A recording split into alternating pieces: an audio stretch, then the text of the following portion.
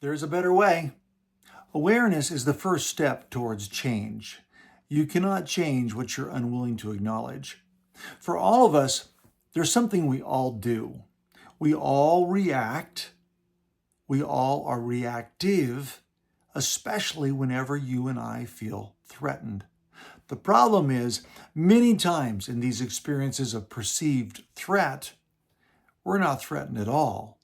In fact, to fight or take flight, to hide or to hit back with words or actions is not the better way. There is a better way, but it starts by recognizing that we are about to go the wrong way. Silence and violence, pouting or pouncing, hitting or hiding, fighting or taking flight is not the way of Jesus. He modeled for us a much different way. And we see his patience and kindness with his disciples who could not figure out this way until they had gone through the worst of circumstances with Jesus. Sometimes we learn the most when we go through the worst. On the night that Jesus was crucified, Peter and the disciples were with him in the Garden of Gethsemane. And Peter, it says in John chapter 18, cut off the high priest's ear.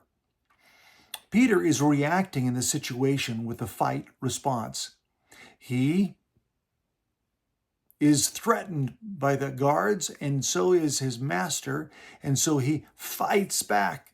Jesus has to reapply the man's ear and then rebukes Peter for his behavior. A couple hours later, Peter has followed the temple guard as they take Jesus to a holding place before he goes on one of his 6 mock trials. And he's sitting at a fire, and a girl looks at him and says, "Surely this is one of them." And Peter says, "Woman, you don't know who I am. You don't know what you're talking about." Then, a little while later, someone else says, "Yeah, this is one of them." And Peter says, "Man, I am not."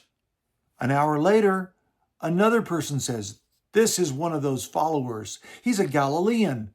And Peter again responds defensively and denies it.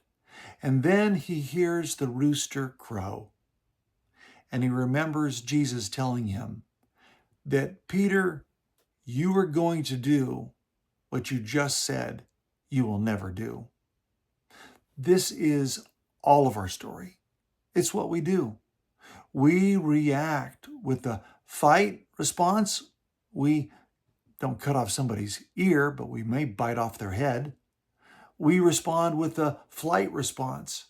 We deny we know Jesus, or we deny an opportunity to be gracious or kind, or we deny an opportunity to be honest and humble, and we go into hiding.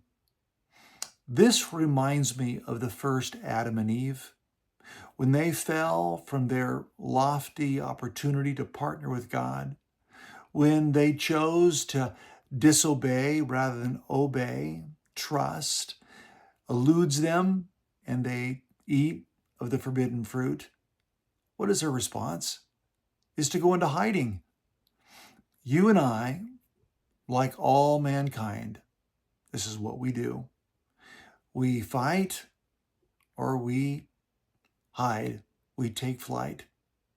There is a better way. The beautiful thing about Jesus is that even though Peter does exactly what he said he wouldn't do, Jesus loved him anyway. It wasn't very long before Peter would be standing, walking with, eating with the risen Jesus. He would see him in his resurrected state, and he would understand clearly what was a mystery before. And Jesus would tell Peter, "Peter, do you love me? Feed my sheep." Jesus would take the one who failed so miserably, and he would make him a faithful follower. He would take the one who struggled to get himself under control, and he would be used to guide and control the Christian message throughout the birth of the new church.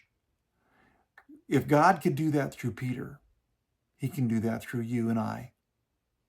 So today, I want to invite you to a place of awareness that we may say one thing and do another, but we can learn from those misspoken, overconfident remarks.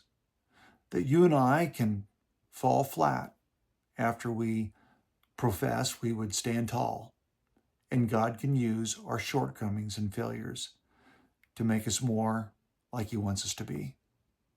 Today, God wants to use even the awareness of our failures and shortcomings to make us more devoted and strong. I invite you to trust him a little more deeply today with your reactive behavior. It's that very behavior that can teach you how to not react and how not to respond with your gut instinct, but instead to lean into the Spirit, to hear his voice, and be patient and kind.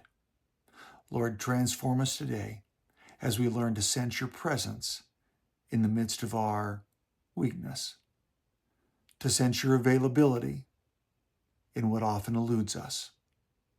Today we trust you because we see ourselves a little more accurately. I'll see you tomorrow.